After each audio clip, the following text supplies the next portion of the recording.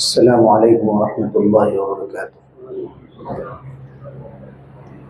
الحمد للہ رب العالمین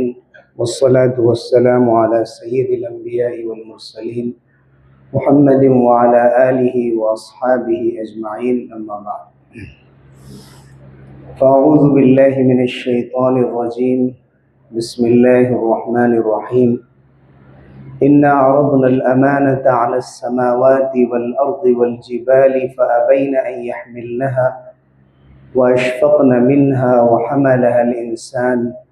إنه كان ظلوما جهولا۔ محترم بزرگوں اور دوستوں، اللہ تعالیٰ کا خاص فضل و احسان ہے کہ اس نے ہمیں حضور اکرم صلی اللہ علیہ وسلم کی امت میں پیدا فرمایا اور ہمیں قرآن مجید سے وابستہ کر دیا، اور ہمیں یہ ذمہ داری عطا فرمائی کہ ہم اللہ کے حکموں کے مطابق اپنی زندگی گزاریں۔ اللہ تعالیٰ نے قرآن مجید میں فرمایا کہ ہم نے امانت کو آسمانوں اور زمین اور پہاڑوں کے اوپر پیش کیا، تو یہ سب عاجز ہو گئے۔ ابین ان یحملنها، سب نے عاجزی کا اظہار کر دیا، سب نے یہ کہہ دیا، پہاڑوں نے بھی، آسمانوں اور زمین نے بھی، کہ ہم اس امانت کا بوجھ نہیں اٹھا سکتے، اور انسان نے اس بوجھ کو اٹھا لیا۔ یعنی اللہ تعالیٰ نے سب کو یہ آپشن دیا، یہ اختیار دیا کہ ہم تمہیں طاقت عطا کرتے ہیں، نیکی کرنے کی صلاحیت دیتے ہیں، جس پر ہم تمہیں اجر دیں گے، انعام دیں گے، ریوارڈ دیں گے، اور تمہیں برائی کرنے کی بھی صلاحیت دیتے ہیں، اس کے اوپر تمہیں ہم گناہ دیں گے، سزا دیں گے۔ تو سب نے انکار کر دیا کہ یہ کام ہم سے نہیں ہوگا، آپ ہمیں فطری طور پر اپنا تابع بنا دیں، ہم آپ کے حکموں کے مطابق کام کریں۔ جیسے زمین و آسمان کو، پہاڑوں کو اور تمام مخلوق کو بنا دیا گیا، ہر ایک اسی طرح سے اپنے کام میں مصروف۔ کسی کے اندر انکار کی یہ صلاحیت نہیں ہے کہ ہم سورج یہ کہے کہ ہم آج مشرق سے نہیں نکلیں گے، آج ہم مغرب سے نکلیں گے، یا ہم طلوع ہی نہیں ہوں گے۔ سورج کو یہ اختیار نہیں دیا گیا۔ چاند کو اپنے وقت پہ نکلنا ہے، اسے مکمل ہونا ہے، پھر گھٹنا ہے، پھر غائب ہونا ہے، پھر دوبارہ آنا ہے۔ ایسے ہی پھل پھول ہیں، پیڑ پودے ہیں، ان تمام چیزوں کو اللہ تعالیٰ نے تابع کر دیا، اور انہوں نے خود کہا کہ ہم ان چیزوں کو برداشت نہیں کر سکتے ہیں، کہ آپ ہمیں طاقت تو دیں فیصلہ کرنے کی، ڈیسیزن لینے کی، فیصلہ لینے کی، لیکن اس کے بعد پھر غلط فیصلے پر گناہ ہو اور اس پر جہنم ہو، ہم یہ ذمہ داری نہیں لیں گے۔ وَحَمَلَهَا الْإِنسَانُ، انسان آگے بڑھا اور انسان نے کہا کہ ہم یہ ذمہ داری اٹھاتے ہیں کہ ہمیں طاقت دیجئے، صلاحیت دیجئے، ہمیں اچھے اور برے راستے کا فرق سمجھا دیجئے، ہم دو آپشن میں سے ایک بہتر آپشن چننے کی کوشش کریں گے، دوسرا اگر غلط راستہ ہم نے چن لیا اس سے ہم توبہ کریں گے، پھر آپ کے راستے کی طرف آئیں گے۔ تو یہ جو ذمہ داری کا کام ہے، یہ انسان نے چن لیا، اسے اختیار کر لیا۔ انسان کو اللہ تعالیٰ نے مجبور نہیں بنا دیا کہ جیسے اسے جس کام کے لیے مجبور کر دیا جائے اسی میں لگا رہے، بلکہ اپنے طاقت اور اپنے فیصلے سے بہت سے کام کر سکتا ہے۔ پھر قرآن نے کہا إِنَّهُ كَانَ ظَلُومًا جَهُولًا، بے شک انسان بہت بڑا ظالم اور بہت بڑا جاہل تھا۔ بہت بڑا ظالم اس طرح سے تھا کہ اس نے اتنی بڑی ذمہ داری لے لی، اتنا بڑا بوجھ اپنے سر پر لے لیا، اگر وہ بوجھ نہیں اٹھا سکا تو اس کے لیے جہنم ہے۔ اور جہول ہے، نادان ہے،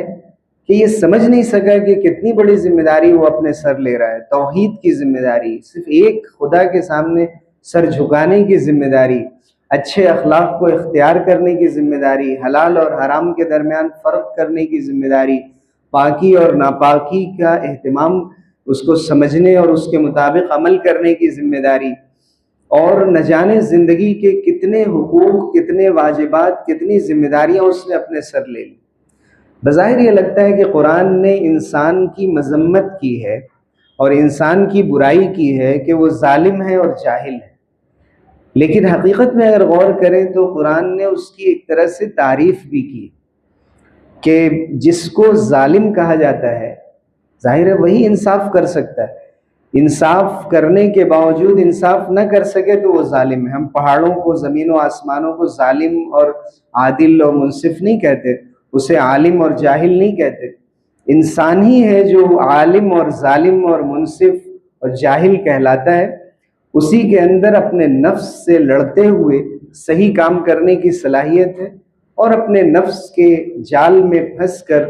غلط راستے کو اختیار کرنے کی برائی بھی اسی کے اندر ہے۔ تو کبھی وہ اپنے علم کا ثبوت دے کر امانت کی جو ذمہ داری اس نے اپنے سر لی تھی اس کو پورا کرتا ہے، اور کبھی جہالت کا راستہ اختیار کر کے اور اپنے آپ کو تباہی کے دہانے پر لے جاتا ہے۔ اسی لیے سورۃ والشمس میں فرمایا گیا وَنَفْسٍ وَمَا سَوَّاهَا، اور انسانی جان کی قسم اور اس ذات کی قسم جس نے ٹھیک ٹھیک انسانی جان کو بنایا ہے، فَأَلْهَمَهَا فُجُورَهَا وَتَقْوَاهَا، اس کو بدکرداری بھی سمجھا دی ہے اور پرہیزگاری بھی سمجھا دی ہے، اچھے کام کیا ہیں، برے کام کیا ہیں، دونوں سمجھا دیا۔ پھر اس کے بعد انسان کے دو زمرے اور اس کے دو کیٹیگریز بن جاتی ہیں، قد افلح من زکاها وقد خاب من دساها، جس نے اپنے نفس کو سنوار لیا، جیسے کہ کوئی گندی چیز ہو اس کو صاف کیا جائے، مانجھ دیا جائے اچھی طرح سے، اسے پالش کر کے اور اسے روشن اور چمکدار بنا دیا جائے، تو وہ اپنا تزکیہ کرتا ہے، نفس کا تزکیہ کرتا ہے، برے اخلاق سے اپنے آپ کو دور کرتا ہے، اچھے اخلاق اختیار کرتا ہے، وہ جھوٹ کو چھوڑتا ہے، سچ کو اختیار کرتا ہے، وعدے کے پورے کرنے کی عادت کو اختیار کرتا ہے، وعدہ خلافی کے راستے کو اور طریقے کو چھوڑتا ہے،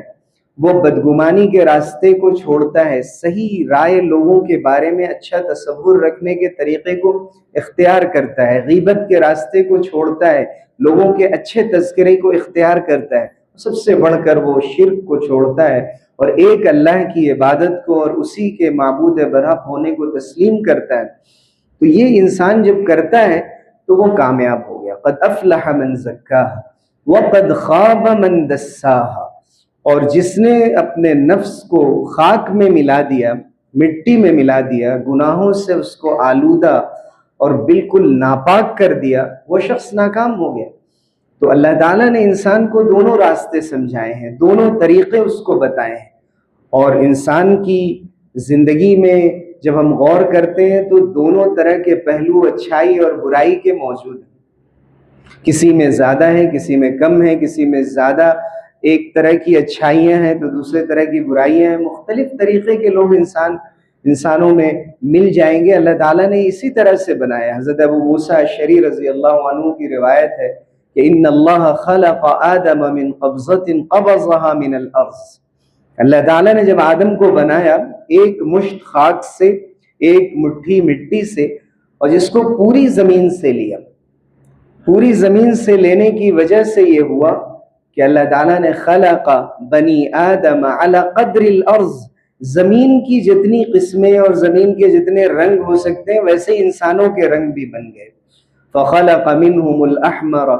والابیض والاسود وبین ذلک، اللہ تعالیٰ نے گورے رنگ کے بھی بنائے اور اسی کالے رنگ کے بھی بنائے، اور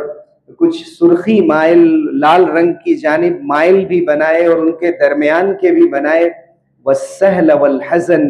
اور اسی طرح سے بہت نرم مزاج بھی بنایا، سخت مزاج بھی بنایا، والخبیث والطیب، بہت ہی بدکردار بھی بنایا اور اچھے اخلاق والا بھی بنایا، اور یحییٰ کی روایت میں ہے جو ایک راوی ہیں، وبین ذالک، اور اس کے درمیان بھی بنایا۔ یعنی اللہ تعالیٰ نے رنگوں میں، انسانی قد و قامت اور ہائٹ میں، ہر چیز میں فرق رکھا ہے، اور جیسے مٹی کے کئی رنگ ہوتے ہیں لیکن بنیادی رنگ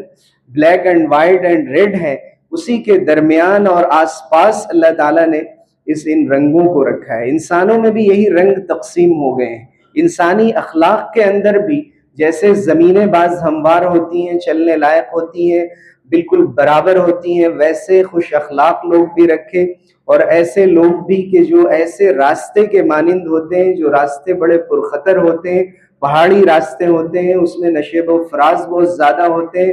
اس طرح کے لوگ بھی رکھیں۔ تو لوگوں کی جو فطرتیں ہیں وہ بھی اسی طرح سے بہت صاف ستھری اور سمجھ میں آنے لائق، اور بعض بہت ہی پیچیدہ اور پر اسرار جو آسانی سے سمجھ میں نہیں آتے، تو اللہ تعالیٰ نے اسی طرح بنایا۔ پھر آگے فرمایا کہ والخبیث والطیب، اور اسی طرح سے ایسے لوگ بھی بنائے جو بہت ہی بد کردار ہیں، جیسے زمینیں ناپاک اور پاک ہر طرح کی ہوتی ہیں، ویسے ہی انسان بھی اپنی برائیوں کے ذریعے سے خود کو ناپاک اور اچھائیوں کے ذریعے سے پاک کر لیتا ہے۔ اور ان کے درمیان بھی بنایا کہ بعض بالکل مومن ہیں، بعض بالکل نکلے ہوئے کافر ہیں، بعض وہ ہیں جو مسلمان تو ہیں لیکن ان سے گناہ ہوتے رہتے ہیں۔ تو اللہ تعالیٰ نے انسانی مزاج کو مختلف انداز سے بنایا۔ پھر اسی طرح سے انسانوں میں جو اخلاقیات ہوتی ہیں ان میں ایک اس کا ٹھہراؤ ہے، ایک اس کے اندر غصے کی کیفیت ہے۔ بعض روایات میں یہ فرمایا گیا کہ انسانوں میں بہت طرح کے لوگ ہیں، اپنی چیزیں جب ان کو کسی سے لینی ہوتی ہیں تو بڑے برے انداز سے اس کا مطالبہ کرتے ہیں، لیکن دینا ہوتا ہے تو اس سے دور بھاگتے ہیں۔ بہترین وہ ہے جو دینے میں بھی اچھا ہو، لینے میں بھی اچھا ہو۔ غصے کے بارے میں آپ نے فرمایا کہ بعض ان میں ایسے ہیں کہ جو بطیء الغضب ہیں، سریع الفی ہے، بہت دیر سے ان کو غصہ آتا ہے لیکن غصہ آتے ہی بہت جلدی ٹھنڈا ہو جاتا ہے۔ آپ نے فرمایا کہ سب سے بہترین انسان وہ ہے جس کو بہت دیر سے غصہ آتا ہے اور بہت جلدی غصہ اتر بھی جاتا ہے۔ حضرت عمر ابن خطاب رضی اللہ عنہ کے بارے میں آتا ہے کان وقافا عند حدود اللہ عند کتاب اللہ، ایک شخص کے بارے میں انہوں نے کسی خاص وجہ سے سزا کا اعلان فرما دیا کہ اس کو سزا دی جائے، لیکن ان کے سامنے اس نے یہ آیت پڑھ دی خذ العفو وامر بالعرف واعرض عن الجاہلین، معاف کر دیجئے اور نیکی کا حکم دیجئے، نادانوں سے پہلو تہی کیجئے اور ان کو معاف کرتے رہیے۔ تو انہوں نے اسے معاف کر دیا، یعنی قرآن کی آیت سنی اور ان کا غصہ ٹھنڈا ہو گیا۔ کہیں پڑھا گیا والکاظمین الغیظ، مومن اور متقی وہ ہیں جو غصے کو پی جانے والے ہیں، والعافین عن الناس، لوگوں کو معاف کرنے والے ہیں۔ تو کسی صحابی نے وہیں پر معاف کر دیا، قرآن کی آیت سنی اور فوراً اس پر عمل کر کے دکھایا۔ اس کے مقابلے میں حضور نے فرمایا کہ بدترین انسان وہ ہے وشرہم، کہ جو سریع الغضب اور بطیء الفی، بہت جلدی اس کو غصہ آتا ہے اور بار بار غصہ آتا ہے، اور غصہ آتا ہے تو پھر اترتا نہیں ہے، اور اس کے اخلاق پر اور اس کے رد عمل میں، اس کے ریاکشن میں اس کا اثر نظر آتا ہے۔ اسی طرح آپ نے فرمایا کہ بعض لوگ وہ ہیں جو سریع الغضب ہیں، سریع الفی ہیں، بہت جلدی غصہ آتا ہے اور جلدی اتر جاتا ہے۔ اس کے بارے میں بھی بھلائی کی امید کی جا سکتی ہے، چونکہ اصل چیز تو یہ ہے کہ غصہ ختم ہو جائے۔ چوتھی قسم آپ نے بیان نہیں فرمائی، لیکن ہم اسی پر قیاس کر کے اگر یہ کہیں تو چوتھی قسم بن سکتی ہے کہ جس کو بہت دیر سے غصہ آتا ہے اور بہت دیر میں غصہ اترتا ہے۔ تو ظاہر ہے کہ جس کا بھی غصہ دیر میں اترتا ہے اس کی آپ نے برائی بیان فرمائی ہے، تو جلد غصہ آئے دیر میں اترے، یا دیر سے آئے اور دیر میں اترے، دونوں کی گویا برائی کی گئی۔ تو گویا کہ انسانوں کو یہ ہدایت دی گئی ہے کہ اپنے غصے پر کنٹرول کریں۔ غصہ آنا فطری چیز ہے، اللہ تعالیٰ نے فطرت میں یہ رکھا ہے،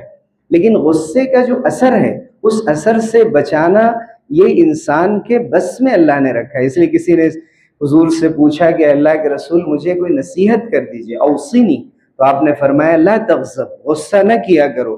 کہا اور زیادہ نصیحت کریں، آپ نے دوبارہ فرمایا لا تغضب۔ تیسری مرتبہ انہوں نے درخواست کی، پھر آپ نے فرمایا لا تغضب، یعنی اپنے آپ کو ٹرین کرو، اپنے آپ کو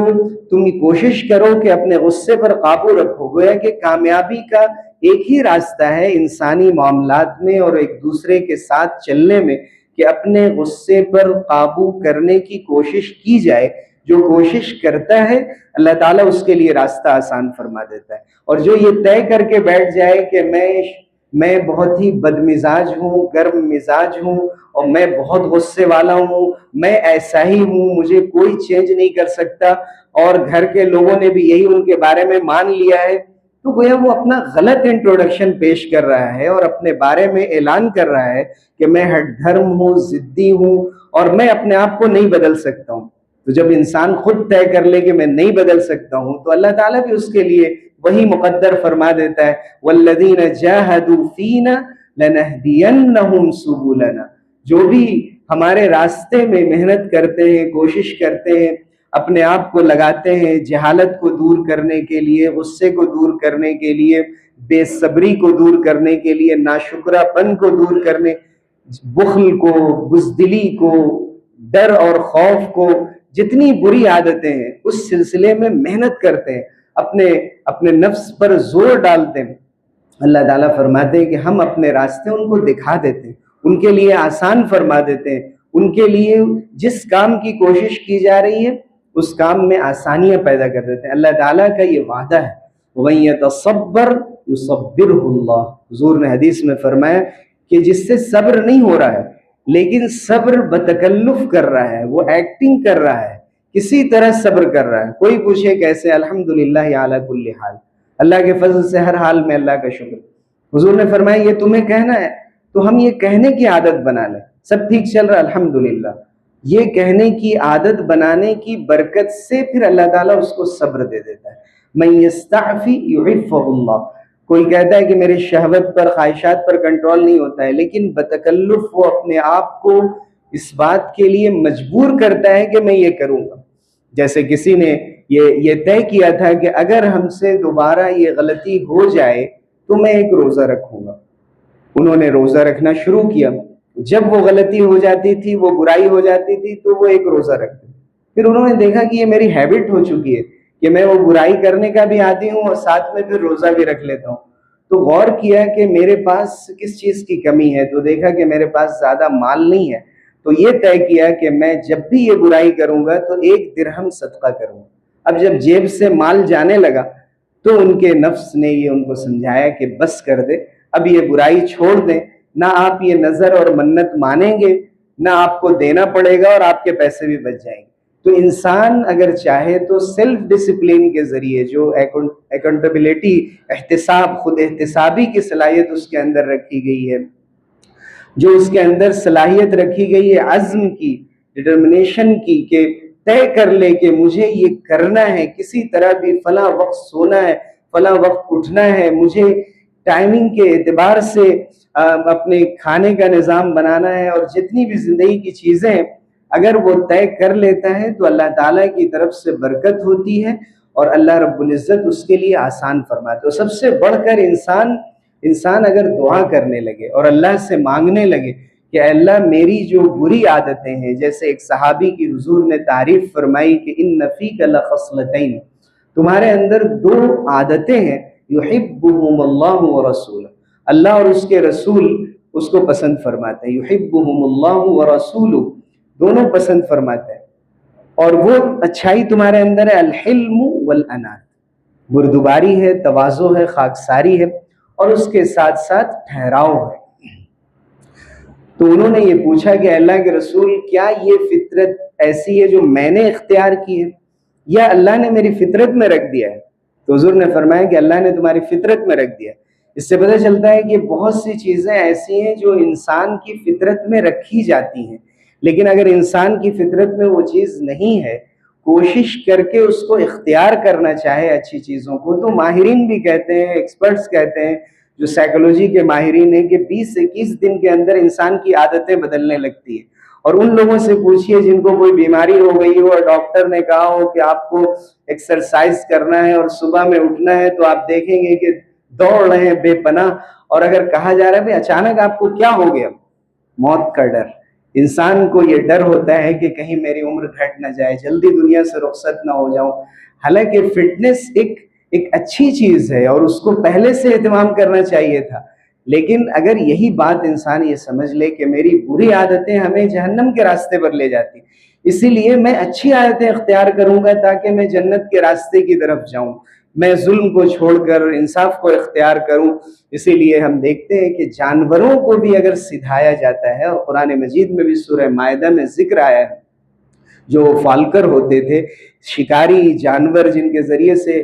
شکار کیا جاتا، تو شکار کرنے کا یہ طریقہ یہ طریقہ قدیم سے چلا آ رہا ہے۔ قرآن نے کہا مکلبین، وہ لوگ جو اپنے جانوروں کو ٹرین کرتے ہیں، ان کو فالکنس بناتے ہیں، اور پھر فالکری ان کے ذریعے سے ہوتی ہے، یعنی جانوروں کے ذریعے، کتوں کے ذریعے اور شکرے اور باز کے ذریعے سے، کہ وہ شکار کر کے اور اپنے مالک کے لیے اس جانور کو روک کر رکھتے ہیں، اس شکار کو روک کر رکھتے ہیں، خود نہیں کھاتے۔ تو انسان اگر چاہ لے تو وہ جانوروں کو انسان بنا دیتا ہے، لیکن اپنے نفس کو اور اپنے آپ کو